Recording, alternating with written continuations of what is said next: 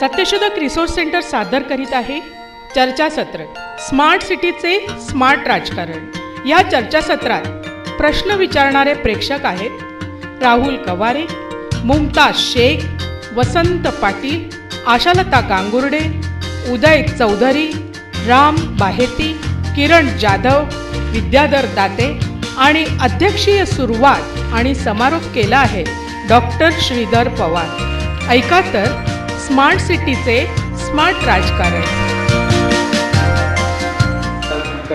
मला उत्सुकता आहे माहिती घेण्याची आणि दुसरं कसं की मध्ये आम्ही 10 वर्षापूर्वी एक सर्वे केला होता तर त्याच्यामध्ये एक व्हिडिओ माउंटेड गाईड वायरवर आम्ही सगळ्या ज्या सिस्टम्स आहेत ड्रेनेज सिस्टम त्यामध्ये टाकलं होतं आणि त्यावेळेस असं होतं की साधारणतः 60% वरती ड्रेनेज सिस्टमच कोलॅप्स माहीत नाही म्हणजे अशा प्रकारच्या म्हणजे ज्याची एक म्हणजे 100 वर्षापूर्वीच्या काही ड्रेनेज सिस्टम महानगरपालिकेमध्ये आहेत। काही ड्रेनेज सिस्टम एवढ्या मोठ्या वाईड आहेत आणि इतक्या मोठ्या आहेत की you can drive a truck, एवढ्या मोठ्या ड्रेनेज सिस्टम्स आहेत। त्याशिवाय दुसरं एक सॅनिटरी काय आहे त्याचं दुसरं पण पाण्याच्या विषयी नियोजनाविषयी म्हटलं जातं की आता जवळजवळ स्लममधलं पाणी जवळजवळ साधारणतः फुकटमध्ये विकलं जायचं, मोफत असायचं, पण ते पाणी आता कुणाला मिळणार नाही। त्याला स्मार्टनेसचं एक इंडिकेटर असतं की ई गव्हर्नन्स सगळं असतं, त्याच्यामुळे ई मीटर्स जे go to put up in every slum also आणि तिकडे त्या जवळ ते लावणार आहेत। म्हणजे जे ह्युमॅनिटेरियन जे पाणी सप्लाय होतं ते नाही आहे। दुसरे इंडिकेटर जे हेल्थ इंडिकेटर्स असतात, हेल्थ इंडिकेटरसुद्धा आरोग्य व्यवस्था ही सुद्धा आता फुकट मिळणार नाही आहे। म्हणजे 1993ला जेव्हा वर्ल्ड डेव्हलपमेंट रिपोर्ट आला त्यानंतर युजर फी कधी नव्हती, सगळ्यांना फुकट औषधं मिळायची।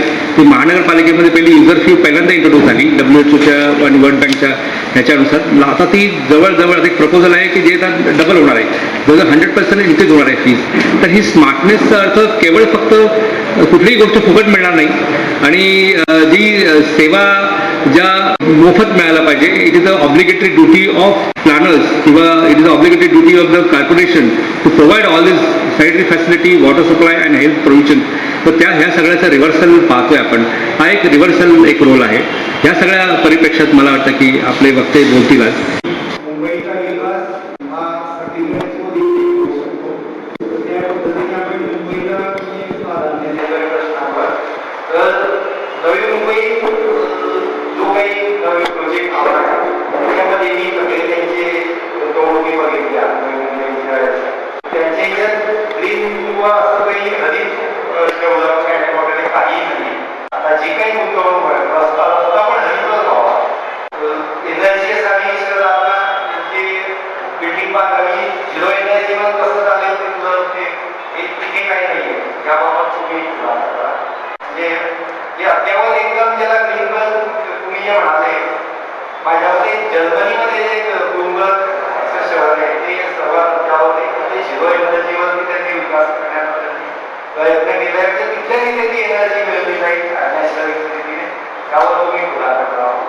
आणि दुसरी गोष्ट ते 95 नंतर जे याला आहे महापालिकेने त्याला पाणी द्यायचं नाही ठरवलं। आज इथली समस्या काय आहे की नवीन येऊच नाही, नवीन म्हणजे डेव्हलपमेंट होऊच नाही, ही मुंबईची समस्या आहे।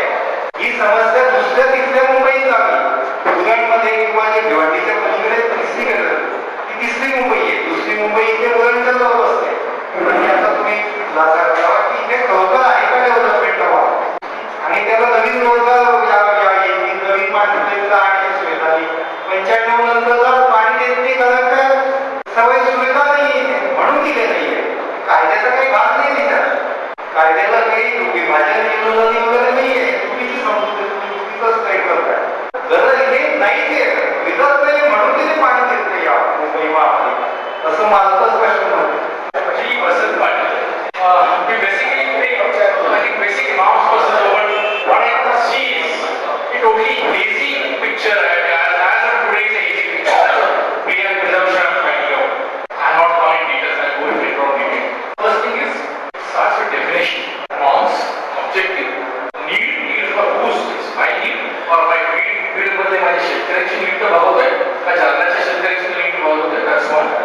Then coming to concept and philosophy, then finally I would dilute केलं असं दिसतं lecture वरनं.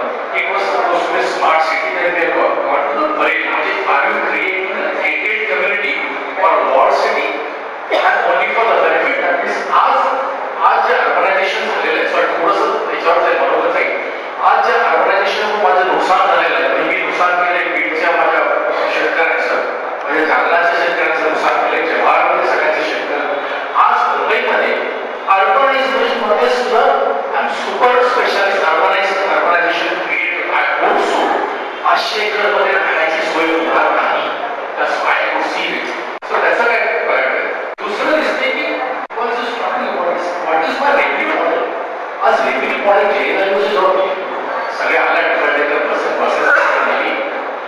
प्रॉपर्टी टॅक्स माझी वाढली. प्रॉपर्टी टॅक्स वाढवताना मला काही दोनदा मला प्रॉपर्टी टॅक्स 500 स्क्वेअर फूटच्या खाली येताना प्रॉपर्टी टॅक्स मला देता येत नाही. Because so far no socialism, it's all humble. So what is my rating point? Are you also in December? That means wherever they are, I know there are residential people also. But त्यांच्या सोयीसाठी मी का पैसे करायचे? जसं coastal रोडसाठी जो गांधीला 6 kilometre दूर राहतो त्या टर्मिनल पॉईंट पासून why should he pay for the coastal road? Secondly, the exactly bypassing the existing problem. आज तुम्हाला प्रॉब्लेम सॉल्व करायचा नव्हतं जमिनीत काढायचा आणि create one more problem to again resolve it for doing from home. Is it because I have enough capital in the world which I want to? So is it because of excessive? कधी कसे industry मध्ये काम म्हणजे excessive capital जेव्हा असतं तेव्हा मला विचार करतो की where should I invest? Is it we are creating avenues to invest? रिटर्नचा परत काय होणार आहे हे मला माहित नाही आज. दुसरं एक दिसतं की आपण म्हटलं की सजेशन्स आपल्याकडे जे सजेशन्स असतात वेगवेगळे coastal road it may be DP road it may be vendors policy it is only one way direction. The arrogancy of the exhibitors are so blatant. You take, I'm sorry, I will take a name also. You take a secretary of locally or you take Dr. Babu Pawar, whosoever we are. They are so arrogant in the public hearing. He says, तुम्हाला परत आम्ही काही सांगणार नाही म्हणजे आम्ही काही इथं कशाला टॉलरेट करणार नाही. So that arrogancy is reflecting so much. So how you going to do that? So is it something that you what you try to do? I relate JNRU with one more concept. आपण नंतर recently was अशी तर JNRU जो आलं त्यावेळी ALM चा मोठा गवगवा केला या लोकांनी आणि ALM आता हळूहळू विद्यार्थी केली आहे. आता दुसरं काहीतरी नवीन चालू करते पार्टिसिपेशन साठी to see that how you going to address this. We have not gone through that. I need more details. So are we really going to impact? Is it our effect will be so impactful? This is good. As coastal road म्हटलं नाही करायचं तरी coastal road झाला असं. But for a common mind is like that. Whose money is not? My money. 6,000-7,000 crores. By the time it completes, you get 25,000 crores. आज डॅमचं काय झालं sir? 35 वर्ष झाली डॅम झालं एकाही डॅमची गळ भरलेली नाही आहे. It started with 50 crores, the project went to 1,000 crores. You may take Vidarbha Dam, you will take Western Maharashtra. So how is that going to address these issues? Well, the other thing is what we are talking about is development. Are we going to accept development job creation? Are we going to accept करायचा project? That means we are not starting the projects yet. Today, in IT sector in the world, after 50 years of IT boom, people are sitting on a fence. त्या पोरांना लाज वाटते. ते म्हणतात की main city करू त्यांना लाज वाटते. आमच्याकडे आपण म्हणत होतो की आम्ही ले ऑफ घेतलं आमच्या इंडस्ट्रियल आता पोरांना लाज वाटते म्हणून ते म्हणतात की means we are sitting on a bench. That's a fact. Gold medallist people are sitting on a bench for 2 years. No human being can sit for that. So how we are going to address म्हणजे आपण Android पाहिजे. एन्ड्रॉइडमध्ये काय म्हणजे कसं झालं आहे ते बघितलं की खाजगीकरणाचा एक प्रोजेक्ट होता.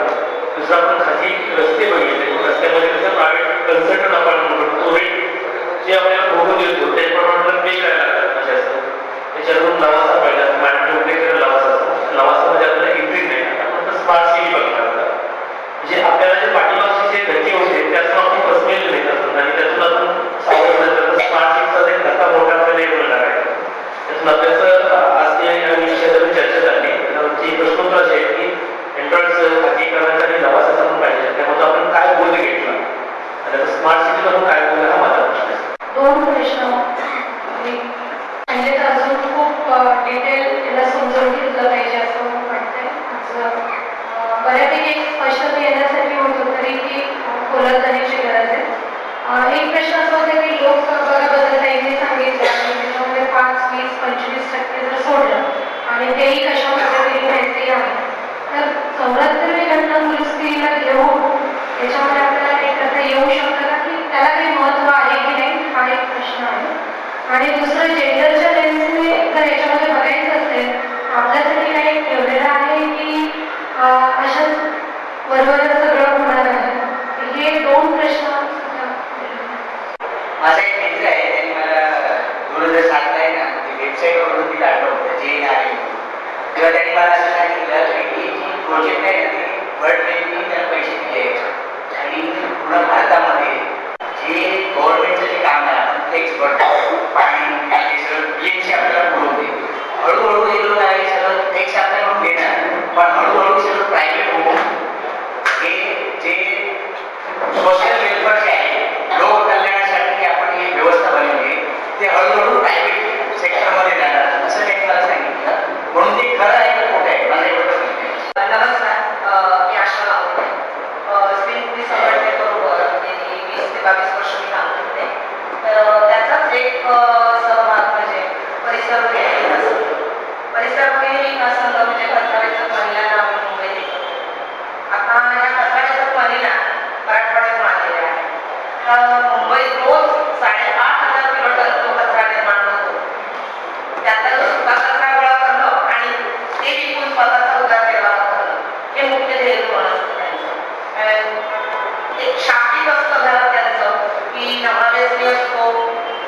जेवण असतं त्या घरात व्याधी असतात.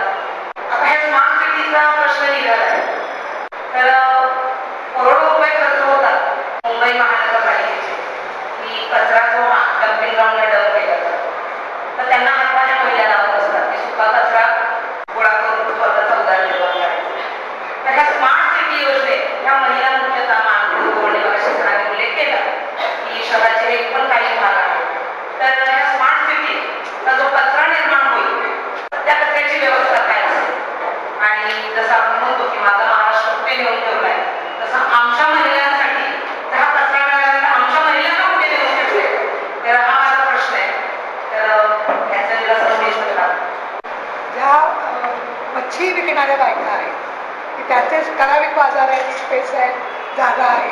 त्यांना परवा टी व्हीवर दाखवलं आणि त्या सारखं म्हणत होत्या की आम्ही कुठे जायचं, आमच्या जागांचं काय, आम्ही इथलेच आहोत तरी आमच्या जागा आम्हाला इथेच मिळाल्या पाहिजे.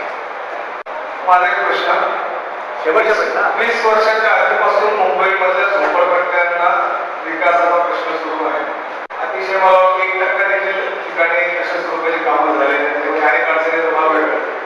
पण या झोपडपट्ट्यांच्या बद्दल त्यांना आरोग्य सुविधांपासून ज्या काही बेसिक इन्फ्रास्ट्रक्चर आहे, ज्या नागरी सुविधा आहेत त्या मिळाव्या हे या स्मार्ट सिटी प्रोजेक्ट्समध्ये आहे की नाही, की ते फक्त इतर काही जे ऑलरेडी त्यांना सर्व काही सुविधा मिळाल्या त्यांच्यासाठीच या स्मार्ट सिटी आहे. मी तो पहिला जो प्रश्न आहे त्याला उत्तर देतो की ग्रीनफील्ड, तुमचा प्रश्न मला एक कन्फ्युजन होता की ग्रीनफील्ड म्हणजे हिरवळ किंवा काही झाडं बिळं लावणं असा तुमचा प्रश्न होता ना. त्यामध्ये तुम्ही असं मला जे कळलं की त्यात काही ग्रीनिंगचा काही भाग नव्हता, म्हणजे चक्क तुम्ही ओपन स्पेसेस वगैरे असा तुमचा आक्षेप आहे. आणि दुसरा प्रश्न होता की आपण झिरो एनर्जीकडे का जात नाही आहोत बिल्डिंगमध्ये वगैरे, असा प्रश्न होता ना.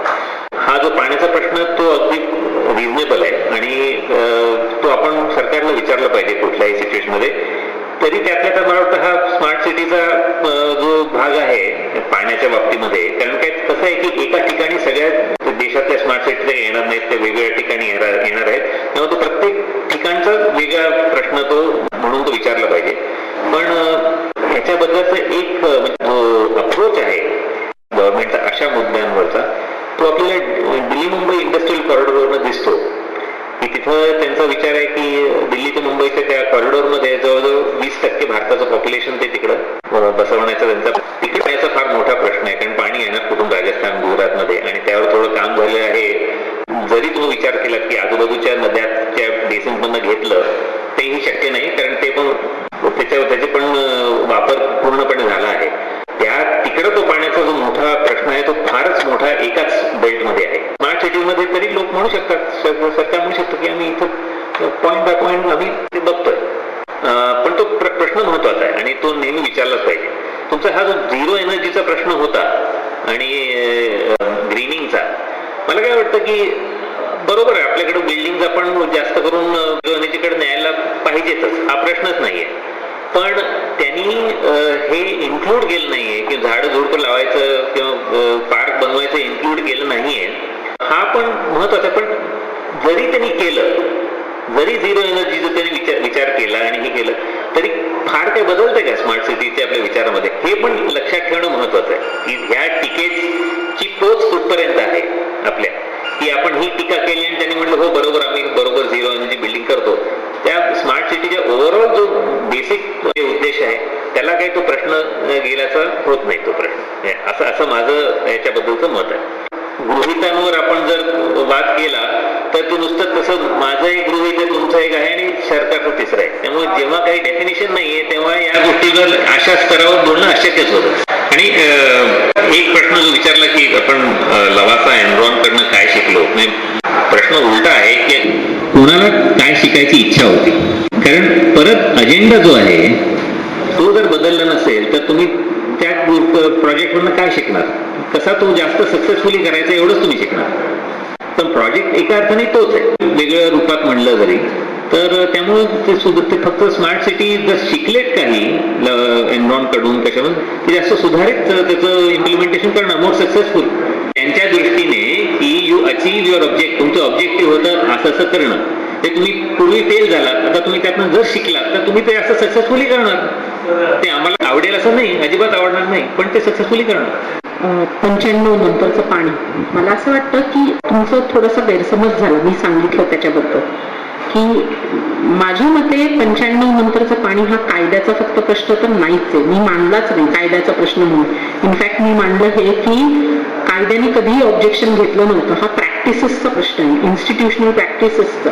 आणि मुख्य मुद्दा असा आहे की समता हे प्रिन्सिपल म्हणून आपण कधीही शहराच्या नियोजनामध्ये वापरलंय का किंवा त्याचा विचार पण केलाय का, हा मुख्य प्रश्न आहे. It's not a matter of की फक्त सेवा असतील तिथपर्यंत पोहोचायला पाहिजे आणि मग आपण फक्त नवीन नवीन मुंबया करत राहू. दुसरी मुंबई, तिसरी मुंबई, चौथी मुंबई.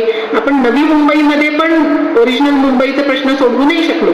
तिकडे पण तुम्हाला वेगळी मोठी तुरभे झोपडपट्टी तयारच झाली, बरोबर. ज्या नवी मुंबईमध्ये तुम्ही नवीन तत्व आणायचा प्रयत्न केला तिथे जुन्या मुंबईचीच गृहीतकं धरल्यामुळे तुम्हाला परत ही विभाजितता जी आहे ही नवी मुंबईमध्ये पण परत निर्माण झाली. आणि म्हणून मला असं वाटतं हे मुख्य सूत्र काय आहे शहरांची, याच्यावर खूप विचार करणं गरजेचं आहे. आणि स्मार्ट सिटी डेफिनेटली ह्याचा विचार करत नाहीये. किंबहुना मी कन्क्लुजन जी आणली ती म्हणजे की विषमतेला आणखी नवीन आयाम देत आहे स्मार्ट सिटीचा प्रकल्प. बरेच प्रश्न आपले होते, त्याच्यामध्ये एक होता की रेव्हेन्यू मॉडेल. आणि मला असं वाटतं ह्याच्यातलं रेव्हेन्यू मॉडेल एकदम स्पष्ट आहे. स्पष्ट अशा रीतीने आहे की आतापर्यंतची आपली सगळी शहरांची व्यवस्था आहे ही नागरी नावाच्या एका ऍबस्ट्रॅक्ट मॉडेलवर होती आणि ज्याला पब्लिक सर्व्हिसेसच्या थ्रू तुम्ही रिस्पॉन्ड करताय. परंतु स्मार्ट सिटी किंवा JNNURM हा थोडा प्रयत्न करून बघितला की ज्याला आम्ही कस्टमर सिटीझन म्हणतो. कस्टमर सिटीझन म्हणजे काय की थोडक्यात जो उपभोक्ता आहे आणि तो उपभोक्ता जो जास्त त्यांनी पेमेंट पण करायचे परंतु त्याला त्या सेवांच्या बद्दलचा एक अधिकार पण आहे. ऍडमिनिस्ट्रेशनला पण अशा रीतीने बदलायचं, त्याचा रिस्पॉन्स अशा रीतीने बदलायचा, त्याचे इन्स्ट्रुमेंट सहभागाचे अशा रीतीने बदलायचे की जसं आता टेलिव्हिजनला आपण रिस्पॉन्ड कसं देतो तर TRPच्या थ्रू, बरोबर. आणि that is the system by which audience response is measured. तसं कस्टमर रिस्पॉन्स जो आहे आणि शहरामध्ये राहणारी प्रत्येक व्यक्ती ही जेव्हा कस्टमर होते, नागरिक नाही राहते, that is the revenue model very clearly. आणि म्हणून मला वाटतं ज्या प्रकारची कारण मला दोन फरक करावेसे वाटतात ह्या ठिकाणी, कारण जे तुमच्या ह्याच्याशी पण लिंक होते की हे जे आपण धोके बघतो हे सगळे संभाव्य आहेत प्रत्येक वेळेस आणि आपण ऍक्च्युअल ज्या प्रकारची गुंतवणूक होताना बघतो JNNURM मध्ये इतके मला आठवतं की 2005 मध्ये ज्या प्रकारच्या चर्चा झाल्या पब्लिक डिस्कोर्समध्ये की हे येणार आणि JNNURM ही सगळ्यात मोठी दुष्ट शक्ती आहे भारतात येणारी की जी सगळं काही बदलून जाणार आहे. 7 वर्ष झाली, 8 वर्ष झाली त्याच्यानंतर 2005 नंतर आज आपण 2016 मध्ये आहोत. परंतु JNNURMचा नेमका परिणाम काय झाला? खासगी गुंतवणूक कुठच्याही महानगरपालिकेमध्ये आली का? PPP म्हणजे काय प्रोजेक्ट, तर जे पूर्वीचे कॉन्ट्रॅक्टर्स होते ते आता आमचे प्रायव्हेट पार्टिसिपेशन अशा रीतीने आम्ही पोस्ट केले, बरोबर. म्हणजे त्याचं फक्त स्वरूप बदललं. गुंतवणूक नेमकी कुठे आली? तर गुंतवणूक फक्त आपल्याकडे रिअल एस्टेटची आली आणि ती सुद्धा आपण बहुतेक वेळा बघितली तर रिअल एस्टेटची गुंतवणूक जी भारतातल्या अनेक शहरांमध्ये होताना दिसते ती पण पोकळ गुंतवणूक आहे. त्याला पण सरकारच्या सहभागाचा मोठा आसरा ढूंढावा लागतोय आणि हे सगळीकडे खूप स्पष्ट होते आता. So we need to think of नेमकं आपण जे धोक्याचे घंटा पण वाजवतो तो धोका म्हणजे नेमका कुठचा धोका आहे आणि कोणाला धोका आहे आणि ह्याचं स्वरूप जे मला वाटतं आहे ते शास्त्रीय पद्धतीने बघायला पाहिजे, फक्त आयडिओलॉजीच्या बेसिसवर नाही. ऍप्रिहेन्शन्स तर आहेतच आहेत, कारण ही जी खाजगी गुंतवणूक आहे ह्याचं पण स्वरूप अजिबात सबंध शहरीकरणाला, पोषक आणि समान तत्वावरच्या शहरीकरणाला, सस्टेनेबल शहरीकरणाला पोषक नाहीये. परंतु आपण हे स्वरूप तरी समजून घेण्याची गरज मला तरी वाटते and not just on basis of ideology. What have we learn from past efforts at urban? आपण काय शिकलो, मला परत तुमचा प्रश्न होता. आणि मला असं वाटतं की मी परत हिमांशूच्या उत्तराला एकदम सपोर्ट करीन की ज्यांना जे शिकायचंय ते शिकलं. म्हणून मी मुद्दाम स्मार्ट सिटीच्या प्रकल्पाकडे येताना पण JNNURMची जी पार्श्वभूमी आहे त्याच्यातनं जे आपल्याकडचे पॉवरफुल इंटरेस्ट आहेत ते काय शिकले आणि त्यांनी नेमका हा प्रकल्प आता कशा रीतीने अधोरेखित केलेला आहे हे आपण बघतो. याच्यामध्ये रिस्क काय काय आहेत? मला असं वाटतं की जेव्हा एवढा मोठा प्रकल्प पण ज्याच्यामध्ये किमान सरकारी गुंतवणूक आहे, सो व्हॉट विल हॅपन? अनेक शहरं अशी आहेत की ज्यांच्यामध्ये ऍक्च्युली गुंतवणूकच होणार नाही. So there will be nothing that will happen. There will be huge speculation, प्रचंड लँड ट्रान्झॅक्शन होतील. शहरांमध्ये जे जे भाग अधोरेखित केलेले आहेत स्मार्ट सिटी म्हणून, त्या जमिनींवर प्रत्यक्ष डेव्हलपमेंट होईल की नाही हे त्या कॅपिटलच्या स्टेजवर अवलंबून असेल. काही शहरं आणि काही भाग, म्हणजे आता मुंबईमध्ये आपल्याला दिसतंय की जो भाग निवडलेला आहे तिथे काही विवक्षित विकासकांची प्रचंड गुंतवणूक ऑलरेडी झालेली आहे. त्यामुळे तिकडे गुंतवणुकीचं एक स्पेसिफाईड, त्याला एन्क्लेवायझेशन आपण बरोबर बाउंड्रीमध्ये तयार होईल आणि ते होण्याची शक्यता मुंबईमध्ये, पुण्यामध्ये मी म्हणेन जोरदार संभवते. बाकी किती शहरांमध्ये ही खाजगी गुंतवणूक येईल? बिकॉज JNN अल्टिमेटली अनेक सरकारी कार्यक्रमांसारखं झालं की जिथे आपण त्यांनी सुरुवात केली कॉम्पिटिटिव्ह स्पिरिटने, 63 शहरांची निवड केली आणि त्याच्यामध्ये पण, परंतु अल्टिमेटली आपण JNNचा लेखाजोखा बघितला तर it became a distributive programme. It didn't become चीन सारखं राष्ट्र जे आहे, चीन सारखं राष्ट्र सहज हा निर्णय घेऊ शकतो की आम्ही आमची सगळी गुंतवणूक जी आहे ही हँगझाऊला करू किंवा शंघायमध्ये करू किंवा बीजिंगमध्ये करू. भारतामध्ये असं होऊ शकत नाही. परंतु इकडे आता हा कार्यक्रम पूर्णपणे खाजगी गुंतवणुकीवर निर्भर ठेवून आपण आपोआप ही कॉम्पिटिटिव्हनेस जी आहे ही आणतो आहोत. ह्याच्यामध्ये प्रचंड रिस्क आहे आणि ही रिस्क ओळखण्याची गरज आहे. सगळे शहरं स्मार्ट तर होणारच नाहीयेत, परंतु ही डेव्हलपमेंट जी प्रोजेक्टेड आहे ती पण काही विवक्षित शहरांमध्ये होण्याची दाट शक्यता मला तरी दिसते.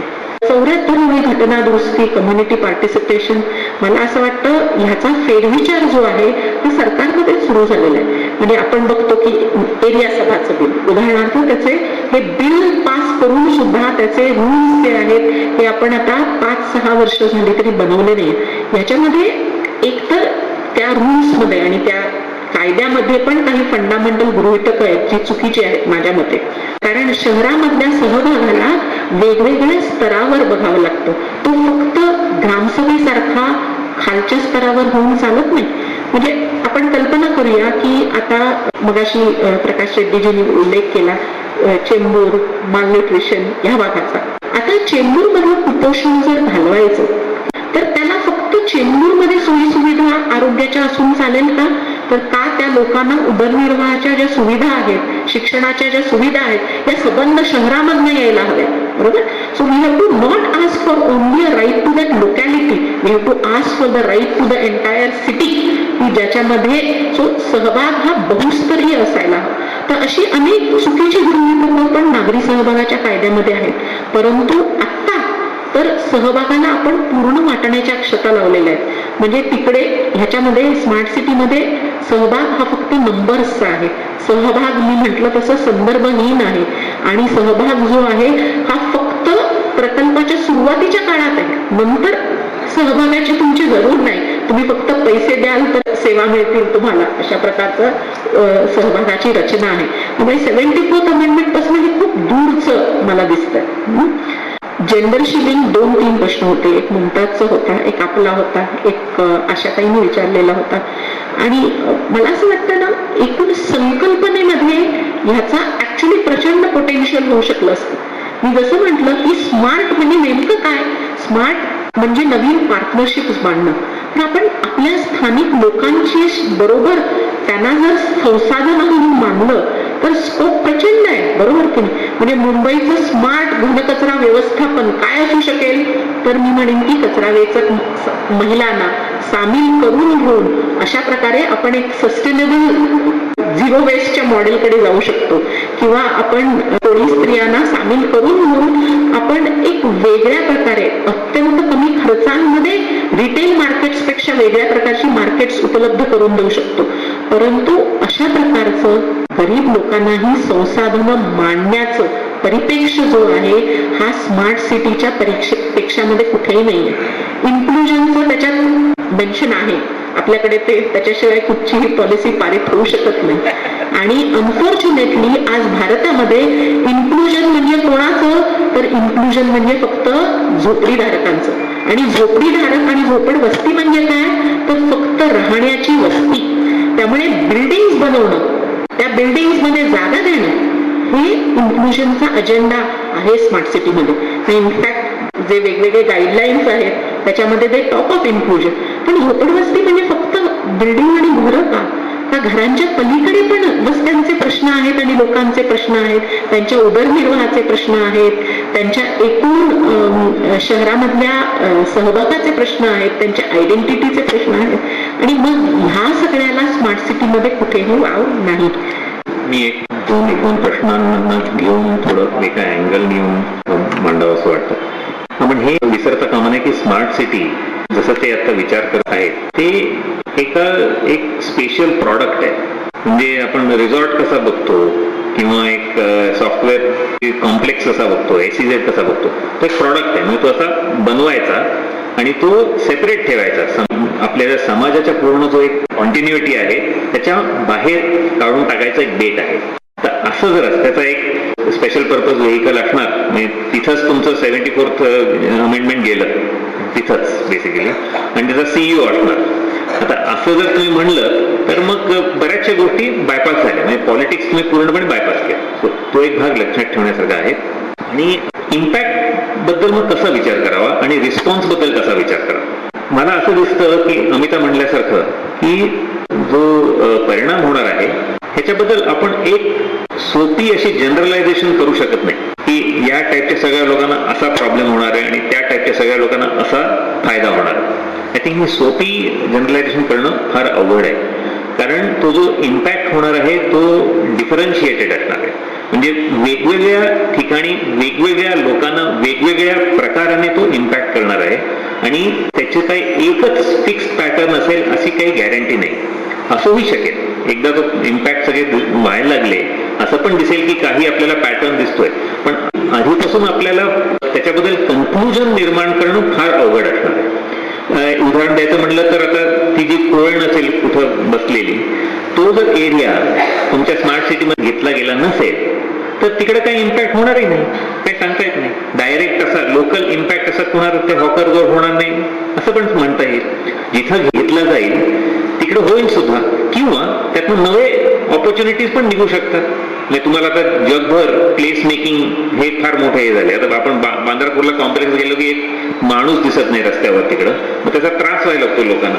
मग त्यासाठी मग तुम्ही काही गोष्टी वेगळ्या आणताल.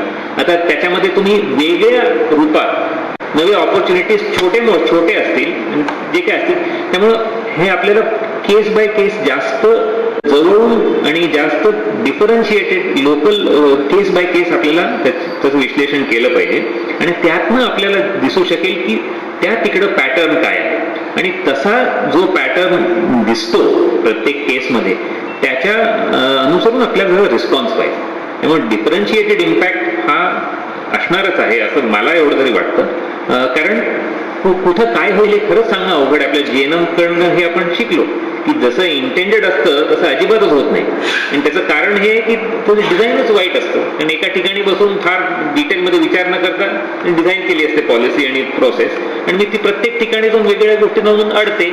मग इकडं तिकडं प्रवाह फिरतो आणि जे वेगळंच काहीतरी होतं. त्यामुळं ते वेगळं जे होतं त्यामध्ये एक गोष्ट आपण पाहिली की मध्ये की शेवटी गरिबांना जास्त त्रास होतो हे त्यातनं आपल्याला दिसलं ओव्हरऑल. हे होण्याची शक्यता अगदी दाट आहे, पण कुठल्या मार्गाने होईल आणि कुठल्या मार्गाने रिस्पॉन्स केला पाहिजे हे एक जनरलायझेशन करणं या स्टेटला आपल्याला अवघड आहे असं मला वाटतं. मगाशी मी टॅक्सेशन बद्दल बोललो, पण त्याच्यामध्ये एक मुद्दा मांडला जातो की जे फॉरेन कॅपिटल आवश्यकच आहे कारण आपल्याकडे पैसा नाही. आता त्याच्यामध्ये दोन गोष्टी समजून घेतल्या पाहिजेत की पैसा कुठून येतो, डायरेक्ट टॅक्सेशन आणि इनडायरेक्ट टॅक्स मधनं येतो, सेंट्रली किंवा स्टेटमध्ये.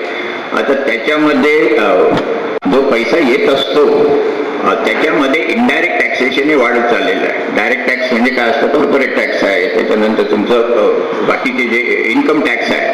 कॉर्पोरेट टॅक्स हा पूर्वी 75% होता, नंतर 70 झाला. आणि कमी होऊन आता 30% झालं आणि त्याच्यानंतर आता जेटलीने सरळ सांगितलं की आम्ही 25% करू. म्हणजे कॉर्पोरेट्सकडनं येणारा पैसा हा कमी गेलेला.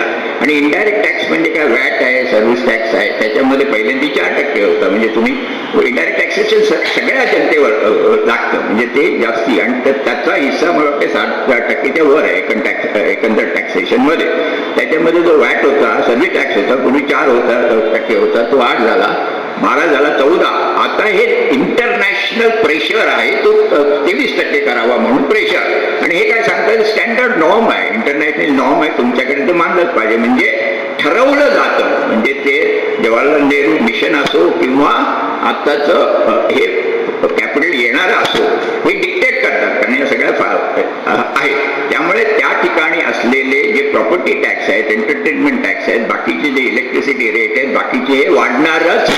यांचं जे म्हणणं आहे, ठीक आहे, एक आपण बोलू शकतो की त्याच्यामध्ये आत्ताच कन्क्लुजन काढून काय सांगता येणार नाही. प्रत्येक केस बाय केस बघितलं पाहिजे. पण ज्याला आपण फंडा म्हणतो ना, फंडामेंटल काय आहेत, ज्या मध्ये फंडा असं म्हणतात, फंडात क्लिअर असले की सगळं स्पष्ट होतं. त्याच्यामध्ये काय, फॉरेन कॅपिटल येत आहे, ते म्हणजे सिस्को आहे, IBM आहे, सिमेंट्सनी करार केलेले आहेत काही ठिकाणी, गुजरातमध्ये वगैरे करार झालेले आहेत स्मार्ट सिटीचे म्हणजे.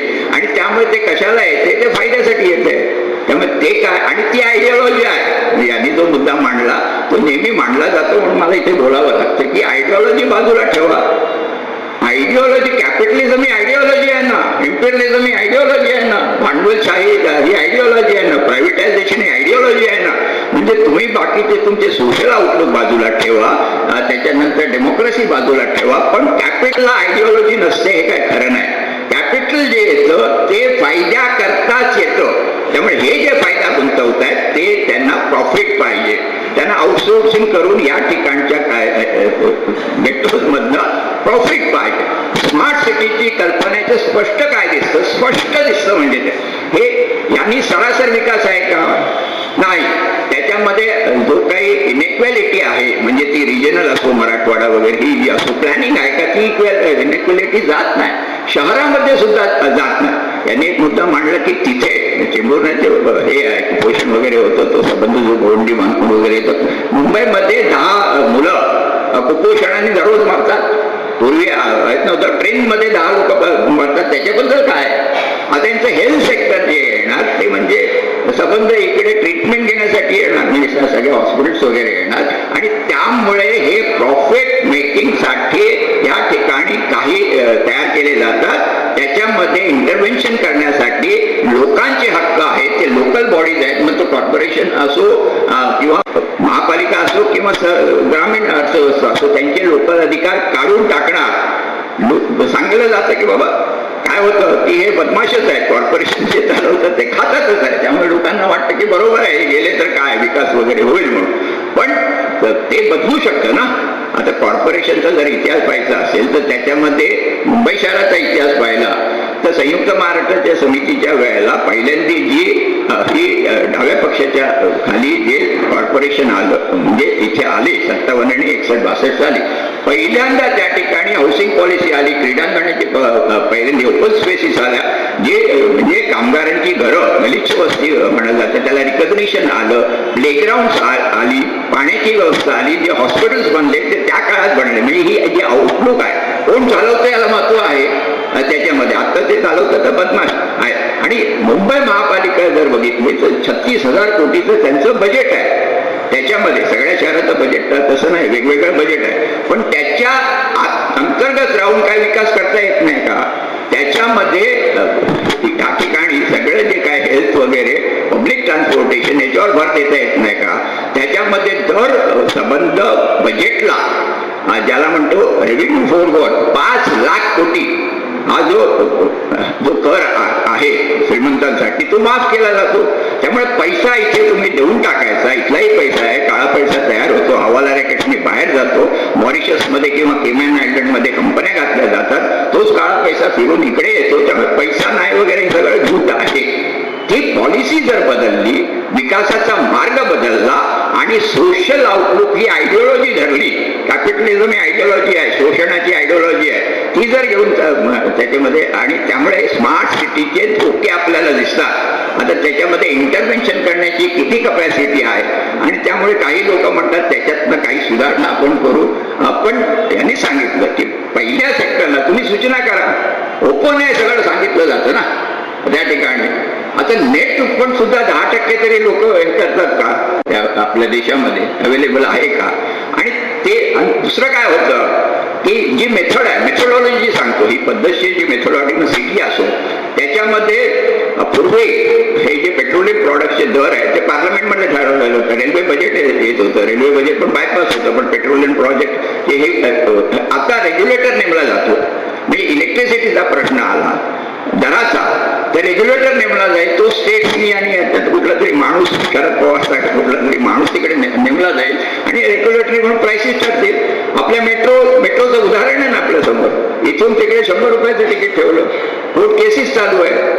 आता ते भरून जास्त चाललेलं आहे. त्यामुळे आपला जो कंट्रोल, लोकशाहीचा कंट्रोल, लोकांचा कंट्रोल, लोकांचा सहभाग आणि लोकांचा विकास हा स्मार्ट सिटीमध्ये आत्ताच्या ह्याच्यामध्ये नाही आहे. त्याच्यामध्ये जर मूलभूत बदल झाला तरच काहीतरी विकास होऊ शकेल, नाही तर याच्यामध्ये सर्वसामान्य संबंध देशाचा किंवा जनतेचा विकास नाही आहे, ठराविक सेक्टरसाठी ते येते असं माझं स्पष्ट मत आहे. मला एक जास्त फक्त क्लॅरिफिकेशन करावं वाटतं की हे आय थिंक उघडच आहे की कॅपिटलिझम ही आयडिओलॉजी आहे, सगळ्या वेगळ्या आयडिओलॉजी, आणि शास्त्रीय मार्गाने जर आपण जे बघितलं त्यात सुद्धा आयडिओलॉजी येणार, हा प्रश्न याच्यामध्ये काही वादच नाही आहे. दुसरी गोष्ट, तुमचं स्मार्ट सिटीज हे जे मी आय थिंक अमिता आणि मी दोघांनी हे क्लिअर केलं आहे की याच्यामध्ये इनइक्वालिटी वाढते दिसते. दुसरी गोष्ट, तुमचं याचं ऑब्जेक्टिव्ह काय हे पण क्लिअर आहे, प्रॉफिट हेच ऑब्जेक्टिव्ह आहे बऱ्याच अर्थाने. पण तरीही हे महत्वाचं आहे की तुम्ही एकच सिंपल त्याचं काहीतरी, माझा मुद्दा जो होता डिफरन्शिएटेड इम्पॅक्ट आणि डिफरन्शिएटेड रिस्पॉन्स, हे सुद्धा तेवढंच महत्वाचं आहे आपल्याला समजणं. हे तेवढंच फक्त माझं म्हणणं आहे की you may it is a problem, आपल्या सगळ्यांना दिसतंय ओव्हरऑल काय आहे, पण तिथं थांबून चालत नाही असं आमचं अंडरस्टँडिंग आहे. कारण की आम्हाला हे पण दिसलंय की असेच प्रोग्राम एका ठिकाणी त्याचे काही परिणाम वेगळे होतात, दुसऱ्याकडे वेगळे होतात, आणि ते आपण समजून घेणं महत्वाचं आहे फॉर अ प्रॅक्टिकल रिस्पॉन्स.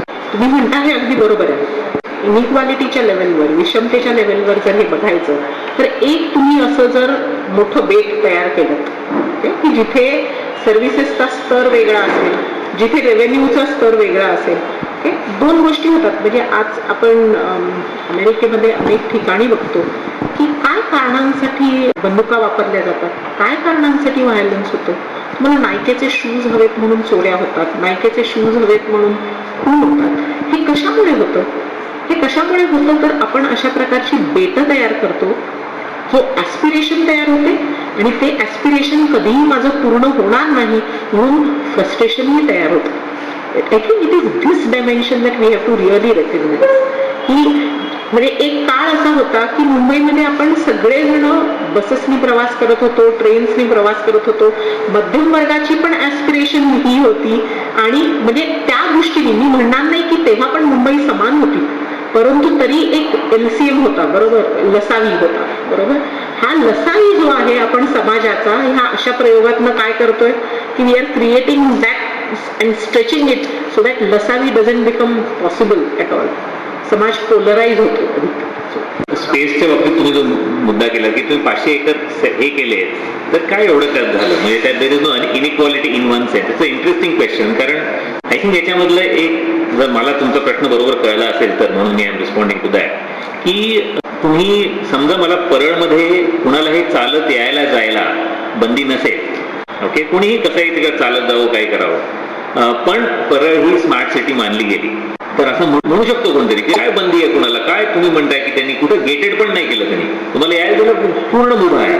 तर तिकडे आपण स्पेसकडे कसं बघतो, स्पेस म्हणजे काय, इथं थोडंसं आपल्याला डिटेल विचार केला पाहिजे की space, serviced space is actually real space.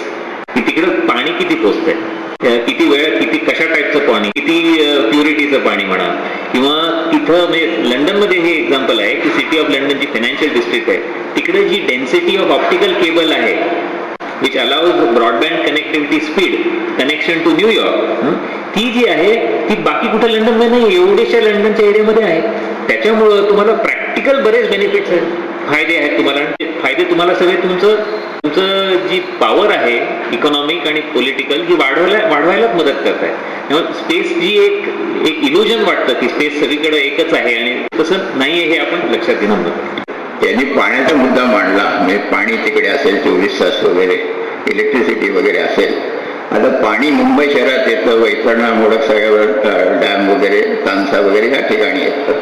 ते लिमिटेड आहे. आम्ही सगळ्यांनी इकडे जो संघर्ष करतोय तर दर दिवशी 150 लिटर पाणी मिळालंच पाहिजे अशी भूमिका घेऊन या ठिकाणी करतोय. अनेक ठिकाणी झोपडपट्ट्याला पाणी नाही, ते सांगतात 75-95च्या नंतर असेल तर पाणी देणार नाही.